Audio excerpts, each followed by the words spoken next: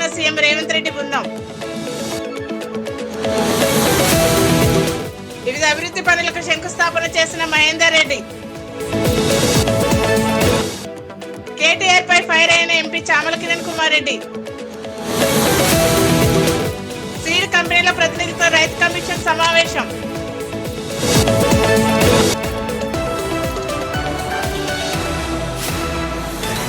ముఖ్యమంత్రి రేవంత్ రెడ్డి, మంత్రి శ్రీధర్ బాబుతో పాటు రాష్ట్ర ప్రతినిధి బృందం సింగపూర్ కు చేరుకుంది. ఈ సందర్భంగా సింగపూర్ విమానాశ్రయంలో తెలంగాణ ప్రవాసులతో సందడి నెలకొంది. వారందరూ ముఖ్యమంత్రి బృందానికి స్వాగతం పలికారు. పర్యటన విజయవంతం కావాలని శుభాకాంక్షలు తెలియజేశారు.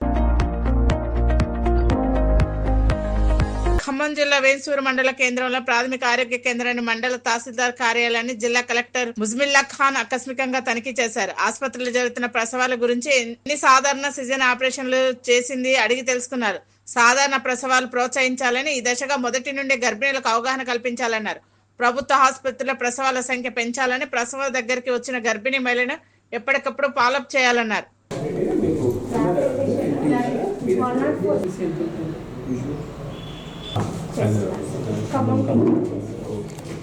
మరి మీకు రియేజెంట్స్ సరిపోయినంత ఉన్నాయా? టీ హబ్కు పంపిస్తారు సార్, మనకి సిబిపి ఇచ్చారు సార్. సిబిపి షార్టేజ్ ఏమైనా ఉందా మీరు టెస్టింగ్ చేయడానికి? ఏం లేదు సార్. డ్రగ్ ఇదే కూడా ఎల్సిడి డ్రగ్స్ సఫిషియెంట్గా మీ మండల్ హెల్త్ ప్రొఫైల్ ఎలా ఉంది? ఎగ్ బైట్స్ దానికి ఏం ఇష్యూలు వస్తున్నాయి? This is 24/7 vacancy sir. So MLC cases వస్తూ ఉన్నాయి sir. So who replaces you in your not here? Madam recent recruitment counselling వచ్చి we are giving sir online consultation for psychiatric counselling. అది కూడా మనం even patients మనకి బాగా addict అయిపోయిన వాళ్ళు, లేకపోతే మనకి పోస్ట్ నేటల్ ఎవరు చెప్తారు? Who speaks on this? సైకియాట్రిస్ట్కి అప్లికేషన్ పైన 3 months పైన useful family dispute will be request personal eligibility. ఇళ్ళలో అంటే ఈ 2-3 ఇయర్స్ నుండి ఈ కేసెస్ ఎక్కువ అయ్యాయి sir. Hyper tension and diabetic cases only for ladies. ఎటువంటి వస్తుంది? హెచ్పివిలు, బ్రెస్ట్ క్యాన్సర్, సార్. ఎందుకమ్మా ఎక్కువ కదమ్మా? సిజేరియన్ అంటే దాదాపు 40% సిజేరియన్ అంటున్నారు. ఎందుకు? So we are motivating in field level for government institution deliveries, and also we are giving 6 beds sir. Yes sir. LT గారు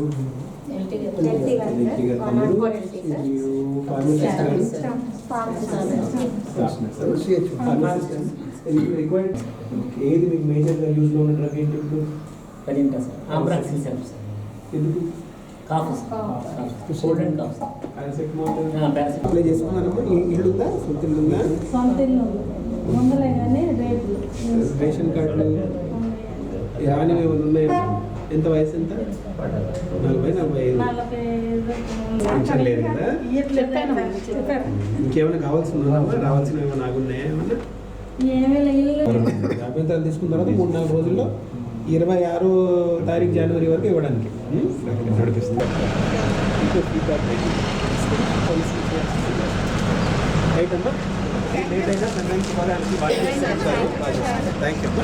జనవరి 26న రిపబ్లిక్ డే సందర్భంగా రాష్ట్రంలో రైతులకు ఎకరాలకు 6,000 రైతు భరోసా, అర్హులైన వారికి ఇళ్ల స్థలం ఉన్న నిరుపేదలకు ఇందిరమ్మ ఇళ్లు ఇచ్చే కార్యక్రమాలను ప్రభుత్వం అమలు పరుస్తుందని తెలంగాణ ప్రభుత్వ చీఫ్ పట్నం మహేందర్ రెడ్డి అన్నారు. మేడ్చల్ మున్సిపల్ పరిధిలో 44 కోట్ల నిధులతో అభివృద్ధి కార్యక్రమాలను ఆయన ప్రారంభించారు. ముఖ్య నాయకులందరికీ నమస్కారాలు. ఈరోజు పెద్ద ఎత్తున మరి వాటర్కి సంబంధించినటువంటి 38 కోట్లతోటి, అదేవిధంగా 42 కోట్లు మున్సిపాలిటీలో కూడా పెద్ద ఎత్తున అభివృద్ధి కార్యక్రమాలు చేసుకుంటున్నాం. ఉదాహరణ కూడా మా విషయంలో చేసి ఇక్కడ రావడం జరిగింది. మరి ముఖ్యమంత్రి గారు రేవంత్ రెడ్డి గారు మున్సిపాలిటీలకు స్పెషల్గా డబ్బులు ఇవ్వడం కూడా జరిగింది. పెద్ద ఎత్తున అభివృద్ధి కార్యక్రమాలు చేసుకోవడం జరుగుతున్నది. దీనికి మా లోకల్ ఉన్నటువంటి కార్పొరేటర్లు కానీ, కౌన్సిలర్స్ కానీ, మేయర్లు కానీ, చైర్మన్లు అంతా కూడా ఎలక్షన్లో ఏదైతే హామీలు ఇచ్చారో ఆ హామీలన్నీ ఒకదాని కూడా చేసుకోవడానికే మంచి అవకాశం వచ్చింది. మరి దీంతో పాటు వ్యక్తిగతంగా మరి మన లబ్ధిదారులందరినీ కూడా పెద్ద ఎత్తున మరి ఏదైతే రైతులకు కానీ మొన్న రంగారెడ్డి జిల్లా రివ్యూ పెట్టి మొత్తం తెలంగాణ అన్ని జిల్లాల్లో కూడా రివ్యూలు చేసుకొని మంత్రులు, ఎమ్మెల్యేలు, ఎంపీలంతా కూడా పాల్గొని పెద్ద ఎత్తున లబ్ధిదారులకు ఏదైతే మాట ఇచ్చారో వాటిని కూడా మరి ఏదైతే గ్రామాల్లో రేషన్ కార్డులు కానీ, అదేవిధంగా మరి రైతులకు కూడా ఎకరాకు 6,000 ఇచ్చే కార్యక్రమం కూడా 26 తేదీలోపు చేయాలని చెప్పేసి ప్రభుత్వం నిర్ణయం తీసుకున్నది. అటు లబ్ధిదారులతో పాటు ఇటు అభివృద్ధి పరంగా కూడా పెద్ద ఎత్తున మున్సిపాలిటీలు ఎప్పుడు లేని విధంగా నిధులు రావడం కూడా జరిగింది. ఈ వారం రోజుల్లో అన్ని మున్సిపాలిటీలు కూడా మరి పెద్ద ఎత్తున అభివృద్ధి కార్యక్రమం చేపడుతున్నాం. సిద్దిపేట జిల్లా నాపేడు టీజీ మార్కెట్ ఆధ్వర్యంలో సిద్దిపేట వ్యవసాయ మార్కెట్లో కందుల కొనుగోలు కేంద్రాన్ని రవాణా బీసీ సంక్షేమ శాఖ మంత్రి పొన్నం ప్రభాకర్ ప్రారంభించారు. సిద్దిపేట జిల్లా collector Manu Chaudhary, additional collector Abdul Hameed, RDO Sadanandam, జిల్లా గ్రంథాలయ సంస్థ చైర్మన్ లింగమూర్తి, జిల్లా మార్కెటింగ్ అధికారి నాగరాజు, సిద్దిపేట వ్యవసాయ మార్కెట్ కమిటీ సెక్రటరీ వెంకటయ్యలు పాల్గొన్నారు.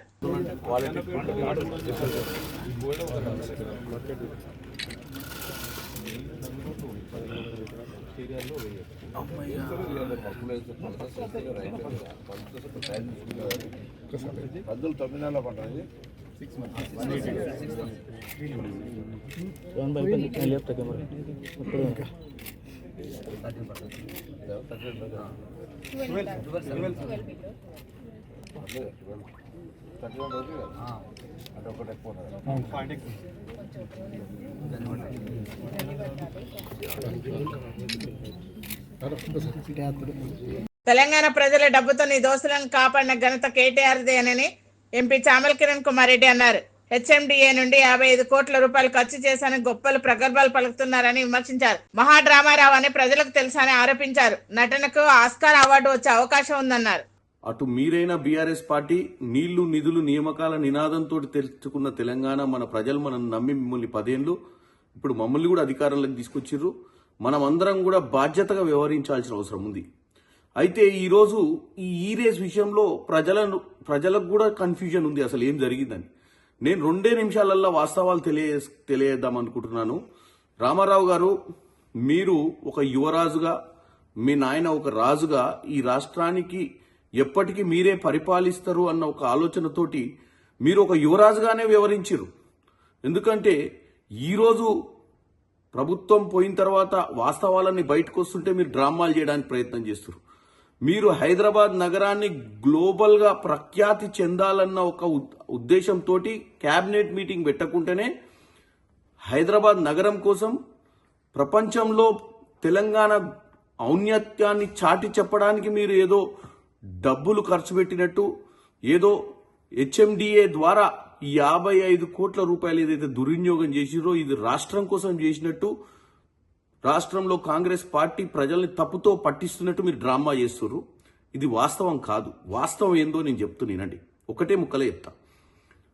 ఈ యొక్క ఫార్ములా ఈ రేస్ కంపెనీ FEO ఫార్ములా ఈ operations company London based company, అంటే లండన్లో ఉన్న కంపెనీ. ఈ కంపెనీతో 2022లో గ్రీన్కో అనే ఒక కంపెనీ కేటీఆర్కి అత్యంత సన్నిహితులు, కేటీఆర్ కోసం ఎలక్ట్రాల్ బాండ్స్ ద్వారా బీఆర్ఎస్ పార్టీకి నిధులు సమకూర్చినటువంటి ఈ మిత్రులు, వీళ్ళు చీకటి మిత్రులు. ఈ మిత్రులకు సంబంధించిన ఫార్ములా నెక్స్ట్ జనరేషన్ అనే ఒక కంపెనీని వీళ్ళు ఫ్లోట్ చేసి ఈ కంపెనీకి సంబంధించినటువంటి, అంటే ఈ గ్రీన్కోకు సంబంధించినటువంటి ఈ కంపెనీ ఏదైతే ఒప్పందం కుదిరించుకుంది FEO తోటి, ఏమని హైదరాబాద్ నగరానికి వీళ్ళు ఈ రేస్ని తీసుకురావాలి అన్న ఒప్పందం 90 కోట్ల ఒప్పందం. 90 కోట్లలో 30 కోట్లు మాత్రమే కట్టిరు వీళ్ళు. కట్టి మిగతా 60 కోట్లు కట్టకుండా తప్పించుకునే ప్రయత్నం చేసిరు. ఎందుకంటే మాకు నష్టాలు వస్తున్నాయి, మేము కట్టమని చెప్పి. ఈ FEO కంపెనీ లండన్ నుంచి పదే గ్రీన్కో కంపెనీకి మిగతా 60 కోట్లు కట్టాలి, లేదా లీగల్ గా వాళ్ళు యాక్షన్ తీసుకునే ప్రయత్నము, టర్మినేట్ చేసే ప్రయత్నం కూడా చేస్తామని చెప్పడం జరిగింది. 2023లో రేస్ కు సంబంధించి 2022లో అగ్రిమెంట్లు చేసుకొని 30 కోట్లు కట్టి 60 కోట్లు ఎగ్గొట్టితే నోటీసులు సర్వ్ చేస్తే ప్రజలకు తెలిసిపోతుంది అని చెప్పి వీళ్ళు చేసిన భాగోతము.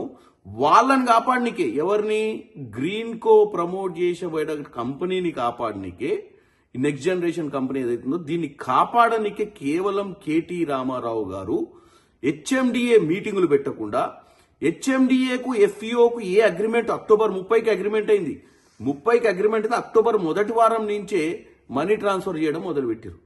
మనీ ట్రాన్స్ఫర్ చేసి ఇప్పుడు ఏం చెప్తుర్రు, తెలంగాణలో ఉన్న హైదరాబాద్ నగరానికి ప్రఖ్యాతి కోసం ఈ పని చేసినట్టు. ప్రఖ్యాతి కోసం చేయలే, 60 కోట్ల రూపాయలు గ్రీన్కో సంస్థ కట్టాల్సిన డబ్బుల్ని కాపాడే ప్రయత్నం కేటీఆర్ గారు మన ప్రజల డబ్బుతో ఎటువంటి కేబినెట్ మీటింగ్ పెట్టకుండా ఎటువంటి అప్రూవల్స్ లేకుండా కూడా 55 కోట్లు గ్రీన్కోని కాపాడడానికి పంపించినట్టుగా క్లియర్గా అర్థమవుతుంది మనకు. కాబట్టి కేటీ రామారావు గారు మీ డ్రామాకు ఆస్కార్ అవార్డు వస్తుంది కానీ తెలంగాణ ప్రజల చెవిలో పువ్వు పెట్టడానికి ప్రయత్నం చేయకండి. ఇది కేవలం ఒక మిత్రుని కాపాడే ప్రయత్నంలో మీరు ప్రజల సొమ్ముని దుర్వినియోగం చేసినట్టుగా క్లియర్గా కనపడుతుంది. ఇంకా మనం తప్పుతో పట్టియొద్దు. వాస్తవంగా ఈరోజు ఈడీ కానీ సుప్రీంకోర్టు కానీ వాళ్ళు నిజ నిర్ధారణ చేస్తారు. ఈ రోజు మీరు నేను అవసరం చెప్పాల్సిన అవసరం ఎందుకు వచ్చిందంటే ఈ ఎంక్వైరీ నడిచేటప్పుడు కూడా మీరు ఇంకా ప్రజలను తప్పుతో పట్టియొద్దు. ఇంకెన్నెన్ని ఘనకార్యాలు మీరు 10 ఏళ్లలో చేసిరో అన్ని కూడా బయటకు వస్తాయని తెలియజేస్తున్నాను. జనవరి 26 నుండి కొత్త రేషన్ కార్డులు ఇచ్చే ప్రక్రియ కోసం గ్రామాల్లో సర్వే జరుగుతుందని మంత్రి పొన్నం ప్రభాకర్ అన్నారు. రేషన్ కార్డు అర్హత ఉండి రాకుంటే సంబంధిత అధికారికి ప్రజాప్రతినిధులకు విజ్ఞాన పత్రాలు ఇవ్వాలని సూచించారు. పాత రేషన్ కార్డులు తొలగించడం లేదని చెప్పారు. భూమి లేని రైతు కూలీలకు 12,000 ఇస్తున్నామన్నారు. ప్రజలందరికీ కొన్ని అంశాలను చెప్పేటువంటి ప్రయత్నం చేస్తూ ఉన్నాం. పాతగా ఇప్పటికే 90 లక్షల రేషన్ కార్డులు ఉన్నాయి. 2,81,00,000 మందికి సంబంధించిన 90 లక్షల రేషన్ కార్డులు ఉన్నాయి. ఇప్పుడు వాటికి సంబంధించిన అంశం కానీ ప్రస్తావన కానీ ఈ కొత్త రేషన్ కార్డు పంపిణీలో లేదు.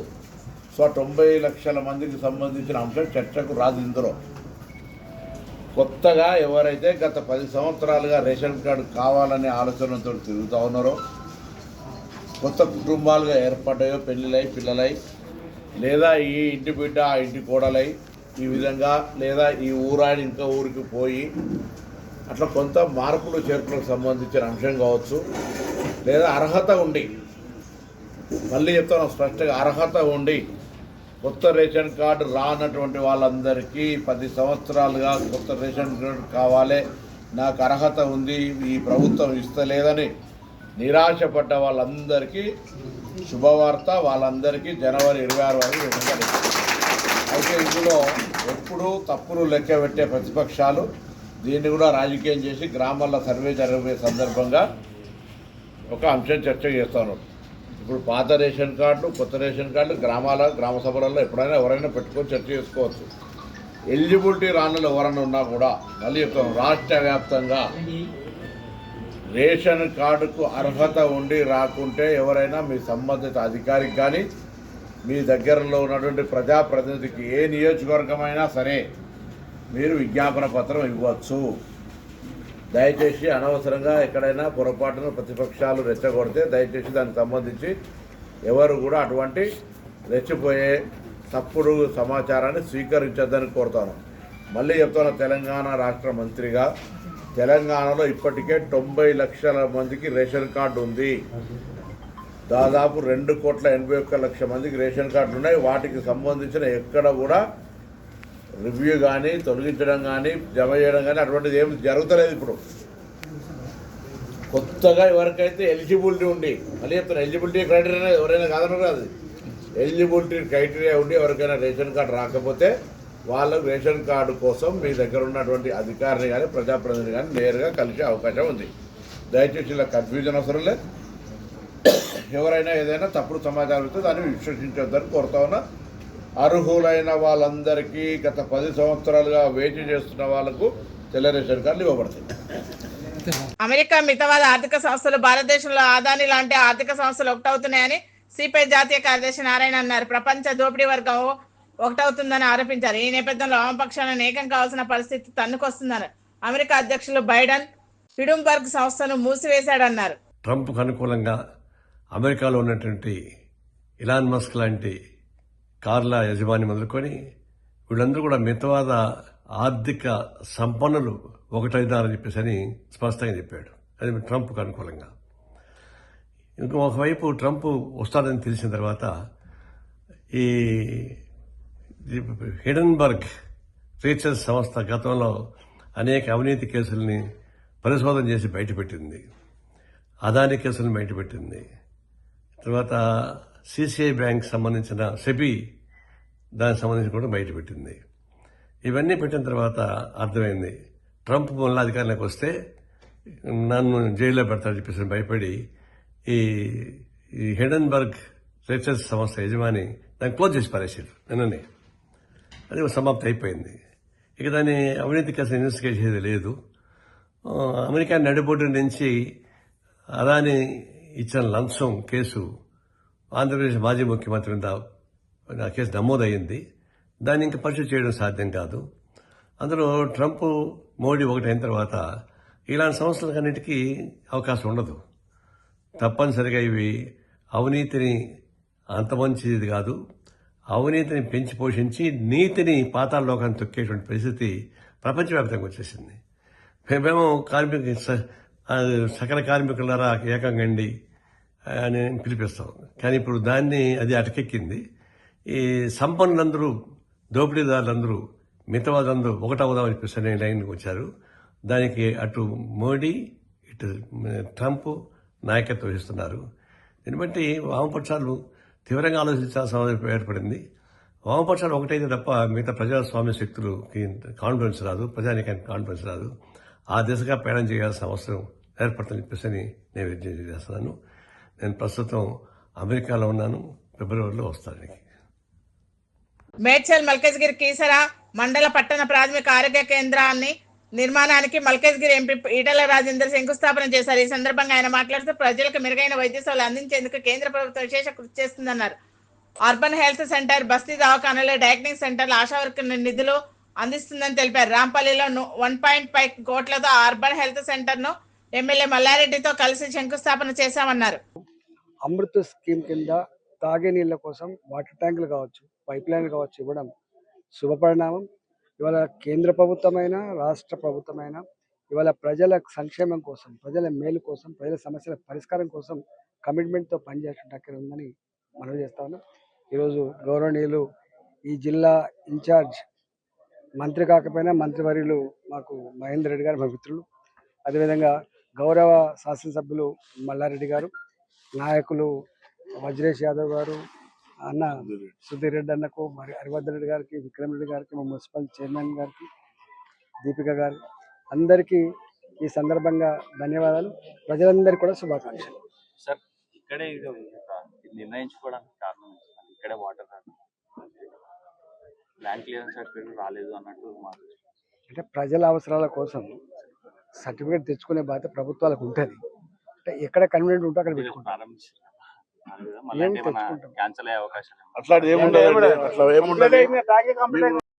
హైదరాబాద్ బీఆర్కే భవన్లో రాష్ట్రంలోని సీడ్ కంపెనీల ప్రతినిధులతో రైతు కమిషన్ సమావేశం ఉంది. ఈ సమావేశంలో నకిలీ విత్తనాలను అరికట్టడంలో సీడ్ కంపెనీ భాగస్వామ్యం కావాలని, రాష్ట్రంలో వరి సాగు విస్తీర్ణం పెరిగిందని, రాష్ట్ర సర్కార్ సన్నాలకు బోనస్ ఇవ్వడంతో రైతులు పంట సాగు విస్తీర్ణం పెంచారని తదితర అంశాలపై చర్చించారు. ఈ సమావేశానికి రైతు కమిషన్ చైర్మన్ కోదండ రెడ్డి, సభ్యులు KVN Reddy, Ramareddy, Gopal Reddy, Bhavani Reddy, Ramulu Naik, Gudugu Gangadhar, speed corporation chairman Anvesh Reddy, speed company ప్రతినిధులు, వ్యవసాయ శాఖ, హార్టికల్చర్ డిపార్ట్మెంట్ అధికారులు ఈ సమావేశంలో పాల్గొన్నారు.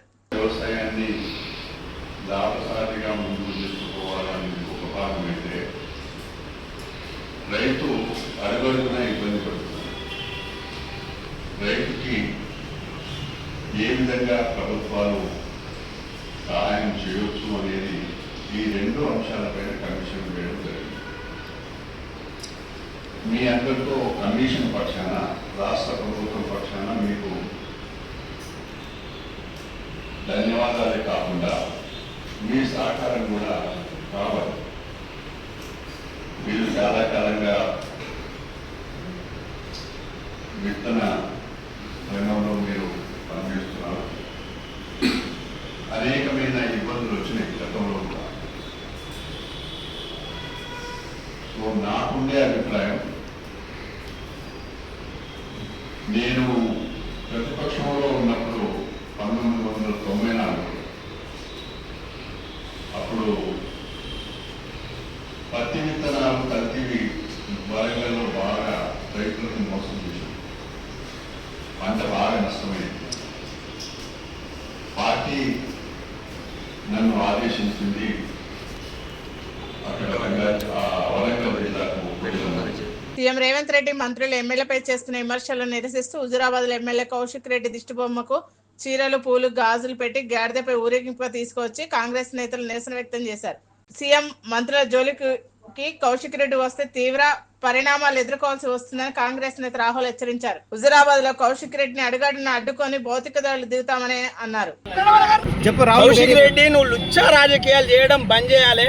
నువ్వు ఈ ఎక్కడ ఎమ్మెల్యే బై మిస్సుల ఎమ్మెల్యే గెలిచినామని ఇంత ముందు కూడా దిష్టి బొమ్మ దగ్ధం చేసి చెప్పినాం మేము. ఈ రౌడీ రాజకీయాలు బంద్ చేయి. ఇక్కడ హుజురాబాద్ నుంచి వెళ్ళి ఎమ్మెల్యే గెలిచిన వాళ్ళు ఏ ఒక్కరు కూడా నీళ్ళ రౌడీ లెక్క ఈ చిల్లర రాజకీయాలు చేస్తలేరు. నువ్వు ఎమ్మెల్యే అయిన దగ్గర నుంచి ఇప్పటి వరకు నీ వ్యవహార శైలి ఎవ్వరు చూసినా సిగ్గు ఉన్నదా నీకు అనే ఎవ్వరైనా కూడా అనుకుంటున్నారు. ఎందుకంటే నువ్వు ఆల్రెడీ సూసైడ్ స్టార్ అని ఆల్రెడీ నువ్వు పేరు పొందినావు. ఎందుకంటే నువ్వు ఆత్మహత్య చేసుకున్నాను బెదిరించి ఎమ్మెల్యే అయినావు. నువ్వు ఇక్కడ హుజురాబాద్ పరువు నువ్వు రాష్ట్రం మొత్తంలో తిస్తున్నావు. నువ్వు రేవంత్ రెడ్డి మీద కూడా నువ్వు అనుచిత వ్యాఖ్యలు చేస్తున్నావు. బిడ్డ జాగ్రత్త, హుజురాబాద్ ఎట్లా నువ్వు తిరుగుతావో యూత్ కాంగ్రెస్ మేము అడ్డగిస్తాం. మేము నీ మీద భౌతిక దాడులు తప్పై నువ్వు ఇంకొకసారి కనుక నీ నోటు దురుసుతోటి నీ రౌడీ బుద్ధితోటి నువ్వు కాంగ్రెస్ పార్టీలో ప్రణవన్నను కానీ మంత్రి పొన్నం ప్రభాకర్ని కానీ రేవంత్ రెడ్డి సీఎం గారిని కానీ మంత్రులను ఇవ్వాలనైనా నీ నోటు దురుసుతోటి నువ్వు మాటలు స్లిప్ అయ్యి కనుక వస్తే బిడ్డ భౌతిక దాడి చేస్తాం, నీ నాలుక చీరేస్తామని మేము హెచ్చరిస్తున్నాం. తన భార్య ఆత్మహత్య కేసుపై వెంటనే చర్యలు తీసుకోవాలని ఫిలిం జర్నలిస్ట్ ప్రభుత్వాన్ని డిమాండ్ చేశారు. తన భార్య చనిపోయి దుర్గా మాధవి 15 రోజులు అవుతున్న పోలీసులు ఇంతవరకు నిందితులను అరెస్ట్ చేయలేదని ఆరోపించారు. స్వయాన తన తల్లి జమున గాని వరలక్ష్మి, తన అన్న జమున గాని దుర్గాప్రసాద్, జమున గాని అనురాధ, స్వామి బంధు మన్యం ఆదినారాయణ అరెస్ట్ చేసి పోలీసులు శిక్షించాలన్నారు. ఈ కేసును త్వరగా దర్యాప్తు జరిపి దోషులను అరెస్ట్ చేయాలని ప్రభు కుమార్తె స్పందన డిమాండ్ చేశారు.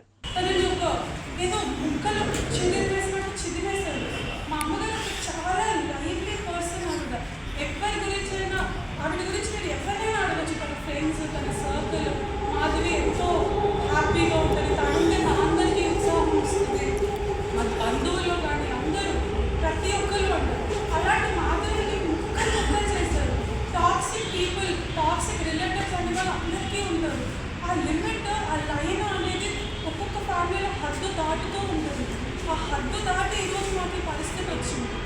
ఇంత జరిగి ఇంత బాధ, మేము ఈ విషయాన్ని అమ్మ బాధపడుతుంది, మీరు దీన్ని సరిచేయండి, మీరు ఈ విషయాన్ని ఏదో ఒకటి చేయండి అని ఎన్నోసార్లు బతిమలాడినా కూడా వాళ్ళు ఇంటికి ఒకసారి బతిమలాడండి, ఫోన్ చేసి బతిమలాడండి, ఏం చేయమంటావు, మా ఇష్టం, మా డబ్బులు, ఇలా ఇది డబ్బు గురించి కాదు. అవన్నీ మీరు అడిగి మోసం చేశారు, విషయం చెప్పకుండా విషయాలు దాచి, అది కదా మనస్తాపం, అది కదా బాధ. సొంత అమ్మ ఇలాగ తన మంచి కోరకుండా నా వెనకాల ఇలా చేసింది మా అమ్మ అనే బాధ తట్టుకోలేకపోయింది మా అమ్మ.